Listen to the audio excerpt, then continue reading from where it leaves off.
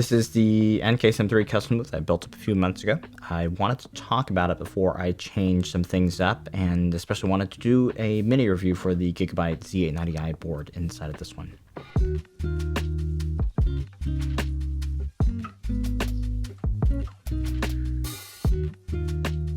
Welcome to Machines More. So on this channel, I cover a variety of PC building and tech content. Please make sure you're subbed, and big thanks for helping the channel grow. So the 285K build has been running really well, and I did want to at least do a mini review and give some feedback on the Gigabyte Z890I Ultra board that is running inside of this build. It is a fair bit into the CPU cycle, but it's just not quite the end of the road for this socket yet. There is an anticipated refresh coming up soon, at least, so you might be interested in the board. Before we get into it, did want to let you know that Gigabyte did provide this board for the purposes of testing and review, but my opinion is not influenced by that. You can always expect objective and independent testing from this channel here. As you might have heard me discuss in the past, the Arrow Lake S series has been, a bit of a tepid response. They've been a little bit lukewarm at launch, but at current pricing, they are definitely worth taking a look at now, depending on your desired use case. These would skew a little bit more on the general purpose or productivity end of things, especially if you're looking to get the best price to performance, and a chip like the 265K is going to get you really, really good productivity for how much the chip is running right now.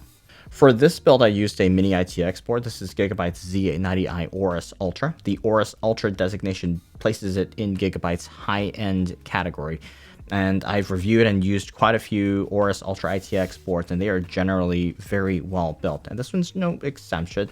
It does have a chunky top heatsink that's connected with a heat pipe through the IO side VR heatsink, and that continues on into the top M.2, the bottom part of the M.2 heatsink, and is similar to many Z chipset Gigabyte ITX boards before it. The board cooling is completely passive. There's no mini fans on this one, just a little vent at the IO shroud, which is great. Right now in the mini ITX space, plenty of boards utilize one of those mini fans, or even two, and many users just like that. So that Gigabyte did well here. It's a good first impression. The IO side heatsink is also very chunky, square-edged looking. It is helping to cool 8+1+2 105 amp power stages, and it has an LED built in when the system is on. And for many SF builds, you don't really see into the build, so you may or may not appreciate this depending on your setup. The top piece of the M.2 heatsink is a notched out chunk of metal. It is a completely toolless removal, and it helps to cool a single Gen 5, up to Gen 5 speeds M.2 drive. And it is fairly compact when you compare across the stack of other Z890i boards from other brands. And that's going to help with compatibility for your lower profile coolers. In fact, the heatsink is so easy to toggle that I can just reach into here and then pop it off without even looking at it, because they've done a really good job with this toolless setup here. So, of course, the drive came out too. You are going to want to have some airflow going across or to and from the board. A top-down cooler, a radiator close by like this, that'll usually move enough air for something like this to be effective. And I found no issues with the board temps with this particular setup. On the back of the board, usually for Aorus Ultra level boards, I'm used to seeing a back shield or a heatsink, and I'll probably just throw a few up in the B-roll here just so you get an idea what those look like. Given the legacy of that here, I was quite surprised that this one didn't have any sort of back shield, which is a little bit disappointing. On the back, there isn't much else other than the second M.2, which will run at Gen 4 speeds. So you have two DDR5 slots that support an OC profile up to 9200 megahertz, and you have a Gen 5 expansion slot with a release button on the edge of the board. This is quite nice. It's hard to get into ITX boards to release the card sometimes, but it does require a longer screw to attach to the case, which Gigabyte includes. Up to this point, the board is fairly impressive. And in fact, with extensive use and testing and using this as a video editing and gaming system, the 285K ran exceptionally well. The P cores always hit 5.4 gigahertz with this board and this cooling system whenever heavily loaded. The board did run nice and cool regardless, and so really don't have any complaints about the performance. The idle and gaming power consumption was remarkably low with the 285K, so that was really nice to see. Where I did run into some dissatisfaction trying to use this as a production system was the rear I/O. And let's just get into that real quick, because you have a 2.0 and 3.2 Gen 1 Type A plus a 3.2 Gen 2 Type C front header if your case can take advantage of that. But I'm using the M3 Grater here, so that's not an option. So I had to rely heavily on the rear I/O, and you do have the HDMI and DP for onboard display up top here. 3.2 Gen 2 Type A ports and 3.2 Gen 1 Type A ports, and those are the blue ports over here. So in total, at the back, you have 5 Type A ports, which should be enough for most gaming users. In fact, general users, 5 Type A ports should be enough. It is not exceptional for this level of board, though. Like many mid to high-end Intel boards, for LGA 1851, this sports a Thunderbolt 4 Type-C port, which is great. But the biggest problem for me was that there was only one of these. In fact, there's only one Type-C port at the back. I had a 10GE to Thunderbolt adapter hooked up to that port, and that was all good until I needed to hook up an external M.2 enclosure, which for production or video editing workloads is not all that uncommon. And then I found myself having to take that 10G adapter out, connecting to the onboard 2.5 GE temporarily, transferring my files. You get the gist of it.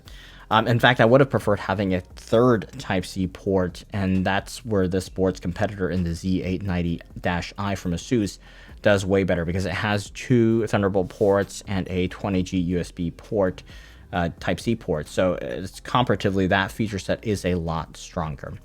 Another issue that I had, that I ran into, at one point I had to debug the system, and it ended up being software related ultimately. But I had thought at first to clear CMOS, and I looked at the back and there's no clear CMOS button, which on this level of board is a little bit disappointing, considering that one of the fun enthusiast things to do, especially with Intel, this series, is memory OC.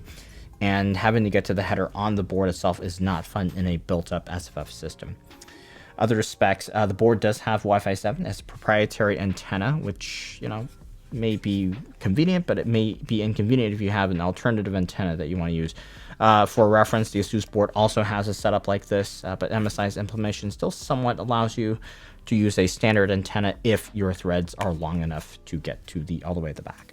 But yeah, just to sum up this board real quick. Good build. Passive cooling is great. The performance is good. The rear I/O features set is a bit lacking unless you are looking for more of a gaming focused build. But then if that's your goal, potentially I'd also be looking at B860 ITX boards and then just save some cash there. But the good news is the board is not terribly expensive. The ASUS Z890I was and continues to be considerably more, although the MSI Z890i, which I haven't looked at yet, has dropped significantly in price, lately to just a little bit higher than the Aorus here. So that might be a tough choice given how complete the I/O is on that board, although there potentially could be other layout issues with that board. And lately I've seen this one come in at around $290 or so, so it's pretty similar in pricing to Gigabyte's AMD counterpart to this one that I've also reviewed, which is the X870i Aorus, and that also has a more pared down rear I/O feature set. So although it's a good board performance-wise, in terms of pricing, it's not exceptional given the feature set. So as you might have guessed, this really isn't a setup that I can rely on for my daily usage. It worked acceptably, but I personally really need a little bit more rear I/O, but if this were a gaming-only system, I'd be super happy with this board. Since this is a Z890 board, you can look into using the 200S boost, which can give you some quick gains if you need top-end FPS performance. You can't do that with the B860 chipset boards, and at this price point, it gets you into that Z890 door without the higher price tag of its peers. So that, for me, for gaming, could be an attractive feature, and we'll have to see what the Intel Plus refresh brings to the table shortly, but that might give this board some additional market longevity. But yeah, the rest of the build, it's actually running really well. I really like the radiator, and the cooling is great. So this GPU though is coming out. I'm going to water block it, and there's a bigger case and a build that I'm going to be putting these into as an experiment, so do stay tuned for that. So if you enjoyed that quick review, please give a like and subscribe if you haven't already, and big thanks for watching.